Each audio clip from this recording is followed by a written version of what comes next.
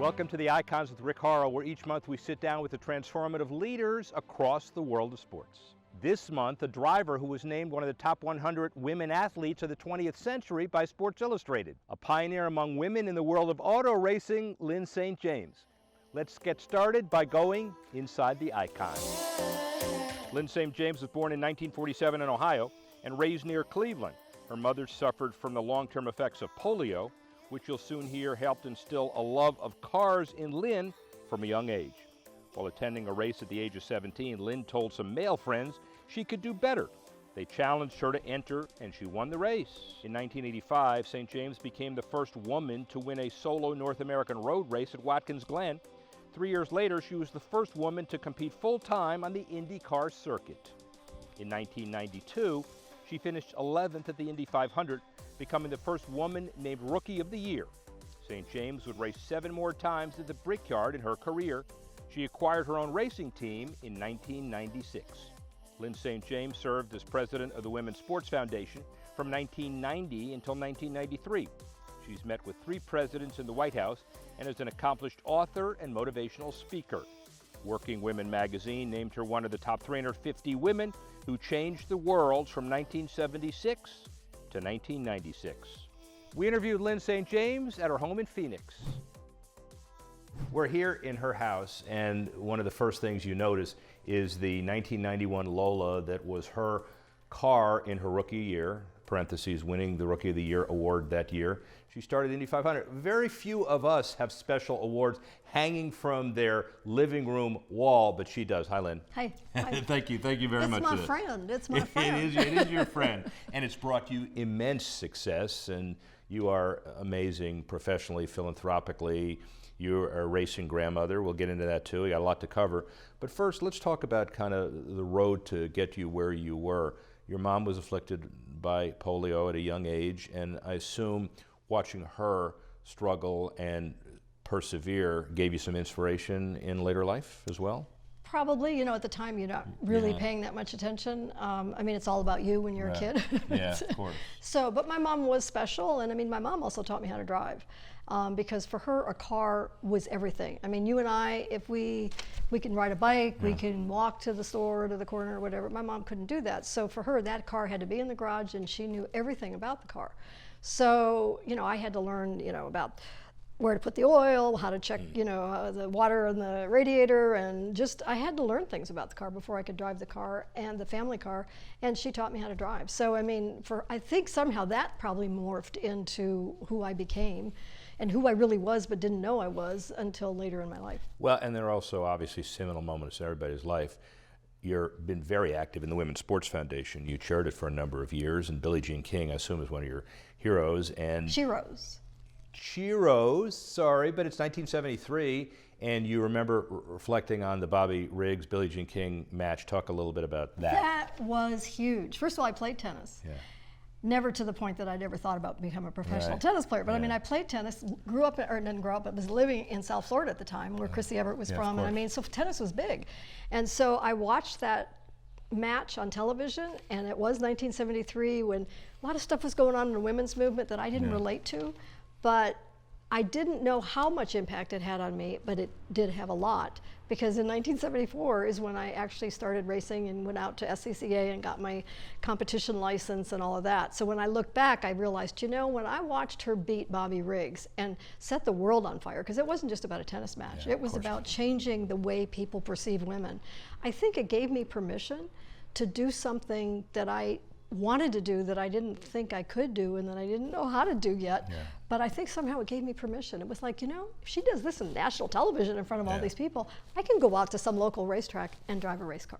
And then 10 years later, you're at a Women's Sports Foundation banquet, and you're thinking about some things there. Tell us what happened there. Well, I, knew what I was doing, and I loved what I was doing, but to be able to go to New York,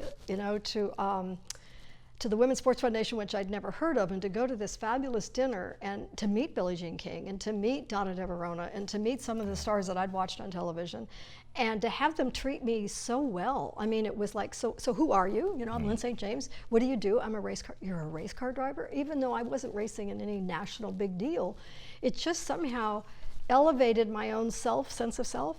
And then I found out that the foundation does all of this work for other people, you know, to try to help other women, to try to help men, bringing men in to understand how important it is. And so naturally I signed up and started volunteering and got on their advisory board. And then they started to realize that I was pretty smart and talented. Well, but I mean, I had a business sense that I don't think a lot of athletes had. Right. And so I got on the board, and the next thing I know, they asked me to be president of the board, and because it was a business. I mean, it's a good business for good. It's a not-for-profit and for good, but you still have to approach it as a business, and I was able to do that. And I kept, you know, every time I'd go to those meetings and I wasn't sure how to run a meeting, that part of the business I didn't really have an experience, but I'd always say, what would Billy do? You know, because she wasn't always around. She was out doing other great things. That entire month of realizing you're doing this, and yet I never stepped back and became, you know, a spectator of my own activity. I just was in the moment, every moment.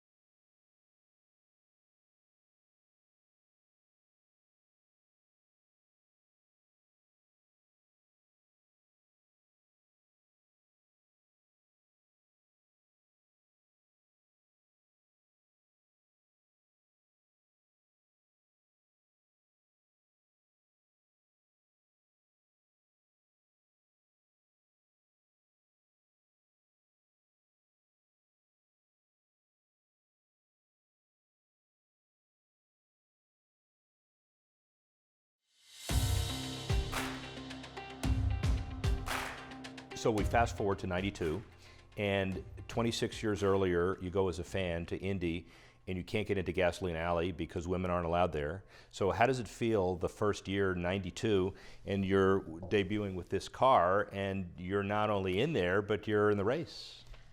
You know, I can't express how I felt because I'm not sure my feet ever touched the ground. I mean, I just was floating that entire month of realizing you're doing this. And yet I never stepped back and became, you know, a spectator of my own activity. I just was in the moment, every moment.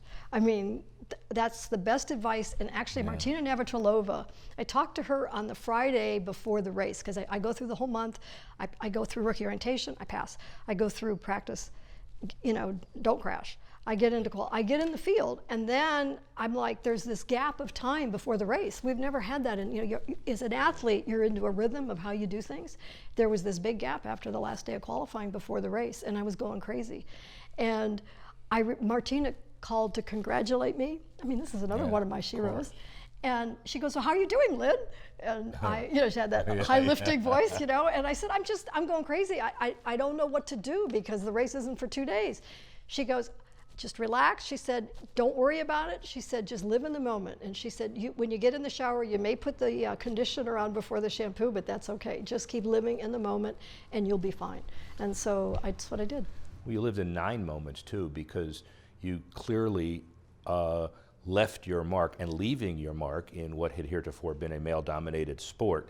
When did you start, was it an epiphany that you realized that you were going to be a thought leader for women in sports, women in business, that it would come to you? You didn't have to go out and get it.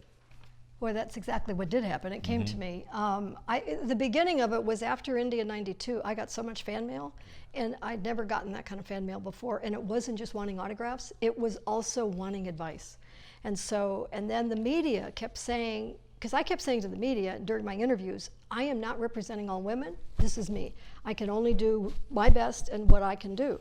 But then I said, there's more coming, because of all this fan mail, and I realized there are other gals out there racing, and I didn't know that so much at the time. So they kept saying, well, if they're coming, where are they? Well, they're young yet. I mean, I was like, kind of balancing my own self-sense of my own accomplishment and my own career and my own everything.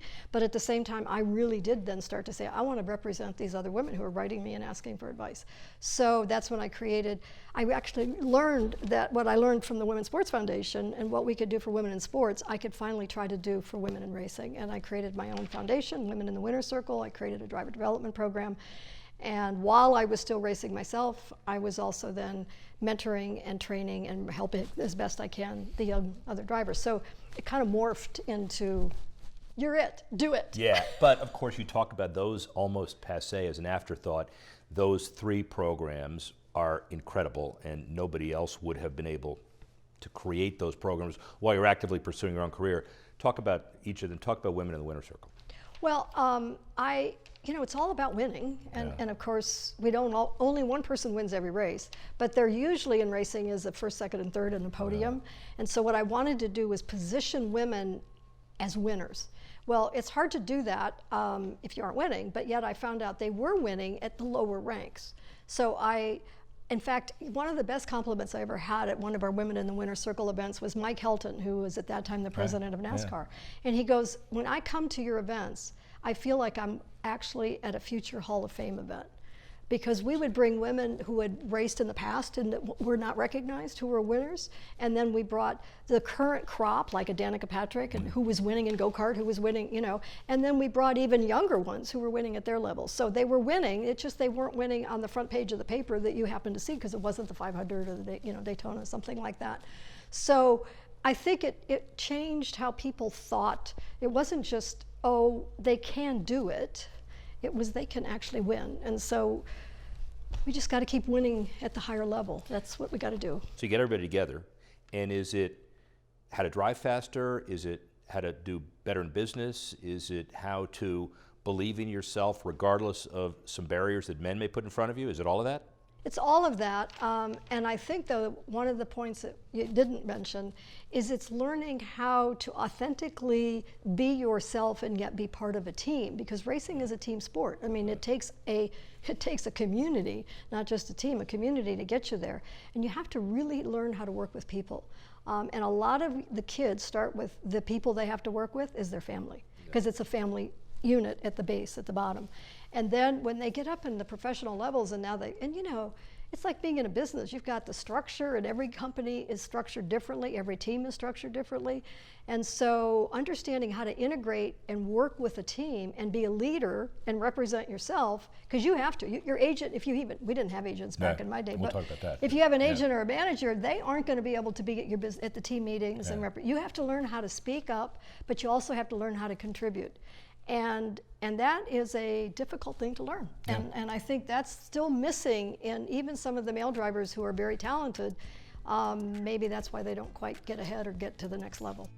I got pretty annoyed by the end of the year because I generated nothing from them and I had to pay them.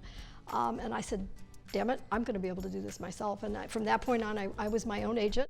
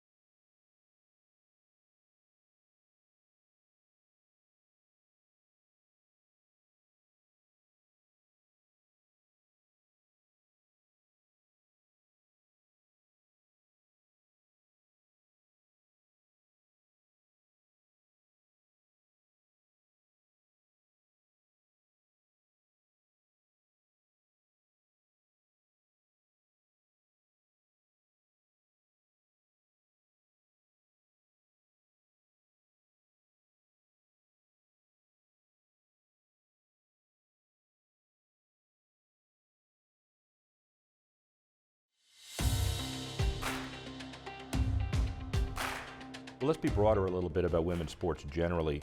Give me your overall perspective of Title IX, how it's done, and where we need to go with it in the future.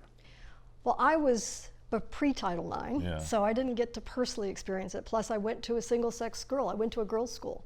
And so I was able to have sport because we had to. It was mandatory from 7th to 12th grade. So it impacted my life, it directly. I mean, I'm absolutely convinced I would have never pursued what I did had I not had sport.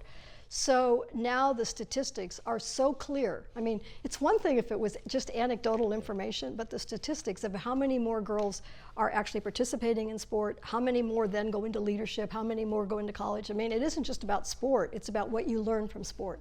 So, I mean, Title IX it's unfortunate that we have to have a law to be able to have something happen. But it is what it is. But it is what it is, yeah. And so, and then there's misunderstandings. I mean, it's not about that we have to get rid of football or baseball and that type of thing, or the male sports. It's a case of that we have to protect and preserve and provide those opportunities for young girls and all females to be able to have that opportunity to grow and develop as a human being and as a leader, future leader, through sport.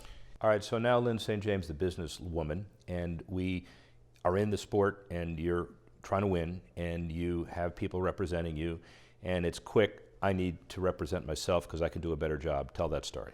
Well, I knew I got Ford as a sponsor, and I knew that I was like doing really well. And this is back in the '80s. But I also knew that I wasn't going to always be able to do well because you crash, you have mechanical failures, and I wanted longevity. And so I felt I needed somebody to represent me. Well, Jackie Stewart was also under contract to Ford Motor Company, even though he was a retired driver. And so I watched that and I observed that and I found out that IMG was his agent, his representation. So I thought, well, I'm going to get IMG. So I actually met with a high-level executive IMG and they seemed receptive to the idea. And so they took me all over the New York office and the Cleveland office, which happens to be my hometown. And they took me on as a client. I hired them. So did they hire you or you hire them? No, that's true. Actually, that's a good point because I thought I hired them, and yet I realized I had to give them a percentage of my contract that I already had with Ford Motor Company. But I also had big ideas, and they gave me big ideas that they would be able to. At the end of the year, they'd raised no money, but I learned a lot about the business of the sport by going to meetings with them or just calling them on the phone all the time saying, what have you done? And I got pretty annoyed by the end of the year because I generated nothing from them and I had to pay them. And I said, damn it, I'm going to be able to do this myself. And from that point on, I was my own agent. And I went to Broward Community College and I took the introduction to marketing degree. And I said, I'm going to learn this and I'm going to do this. And I continued to represent myself through my entire career of racing. I probably have left a lot of money on the table, but I'm also proud of what I was able to do. Ta-da. More with Lyn St. James in a moment, but first, a look at the world of polo here in the United States. With the gauntlet of polo in Wellington wrapping up in May, all attention turns to the Pacific Coast for the start of an incredible summer season presented by U.S. Polo ASSN. The center of the universe for polo on the West Coast, Santa Barbara Racket and Polo Club. Benny Walker is the two-time president of the club and current governor of the USPA Pacific Coast Circuit. His family's been playing the sport in California for more than a century. In 1990, we played in a NACO tournament, 4 generations on the team. Gus Walker, my grandfather, when he was 90 years old. Ken Walker, my father, myself, and my son, Matthew Walker. The Santa Barbara Club has earned the nickname Polo in Paradise. And Paradise attracts not only world-class polo players to the region every summer, but elite horses as well. These teams that are competing are sitting on horses that play in the 22 goal in Florida. That's the type of horse that you are challenged to bring in order to be competitive at Santa Barbara. The largest number of our clubs, which is 28, up and down the circuit, have all improved themselves in relationship to capital projects dealing with the fields, capital projects dealing with the facilities, and so forth. And when you improve polo fields, then you allow the horses to do a maximum job for themselves without endangering them. As governor, Walker has helped increase the number of clubs and playing opportunities on the Pacific Coast, which has in turn led to an increased interest in the summer season there. He says the sport sells itself once you have a chance to play it or see it for yourself. At the end of the day, it's a pleasure to play polo, and it's fun to play polo. I've won and lost games, but I really never walked off the field without a sense of joy that today I got to play polo and I got to enjoy it. Danny Walker's passion for the sport is obviously contagious. What a season ahead for polo on the West Coast. Now, back to racing and Lyn St. Advice, broad advice to athletes who are just getting into the business, not about which firm or whether you do a firm or not, but kind of broadly, how do you protect yourself, how do you prepare, all of that?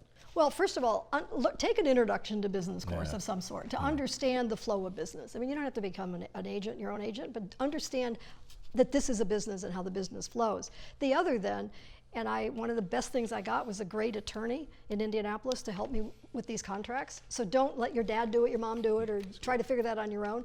So build a team of experts. You need a financial person, whether it's a CPA or an accountant, and you need an attorney.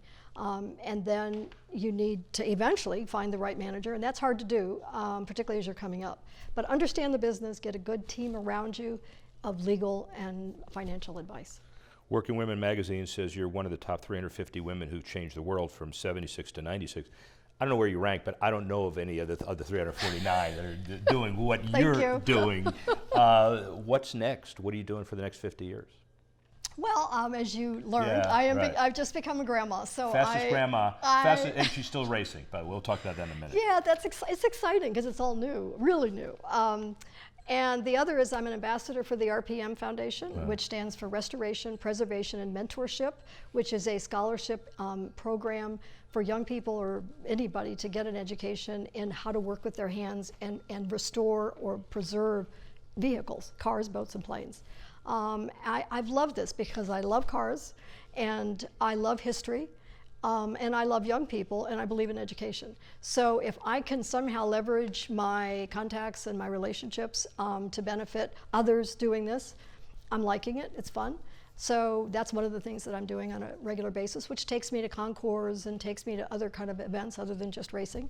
I still like cars better when they move, and the faster they move, the more I like them. People like, what car do you like? And I'm like, well, they're okay, but they're not moving, so I'm not, really excited. Right. And by the way, one of the reasons why she doesn't play golf is because you said it's too slow. It's too slow. So, ladies and gentlemen, all of you golfers, I'm not sure you like that comment, but that's okay. Take it for what it's worth.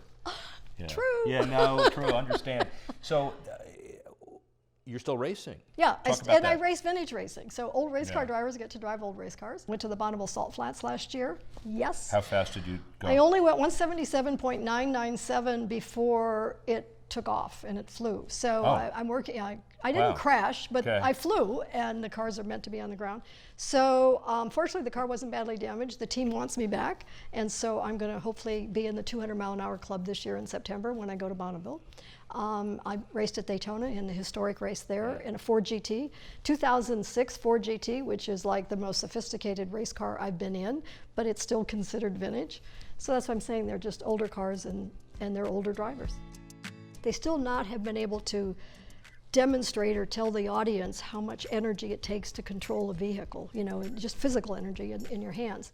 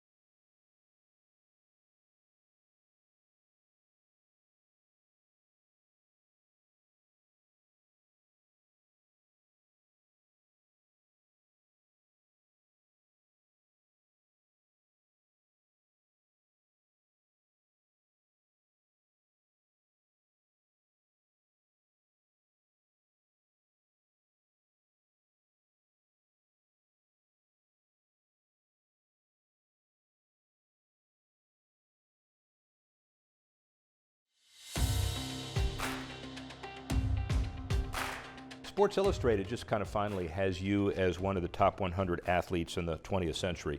First of all, this is the 21st century. I mean, why did they stop then?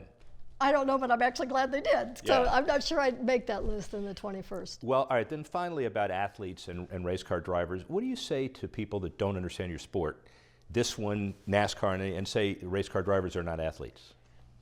Take a ride with me. Yeah. I love taking athletes. When I just do hot laps, Yeah. I love taking, well, anybody in the media, and I have people that come up to me 30 years ago, I gave them a hot lap, and they're still talking about it like I did it yesterday. When you see the footwork, when you see the physical forces, they still not have been able to demonstrate or tell the audience how much energy it takes to control a vehicle, you know, and just physical energy in your hands. And mental concentration? Well, the concentration, yeah. And then the heart rate. We maintain 85% of our max the entire time we're in the car. When I was younger, those could be 2.5 hours. Now in about 30 minutes, I'm like, where's the checkered flag?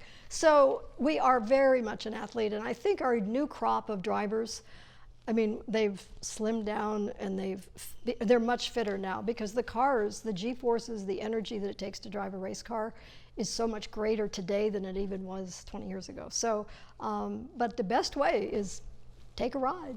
Just take a ride. Final question, rank these attributes and where they are from top to bottom. So grandma, social change agent, race car driver, business lady, philanthropist. All of the above? Oh, you're nasty. Yeah, I am nasty, but You're you're nasty. Well, I got to tell you, race car driver is still what feeds my soul. So that would go to the top of the list.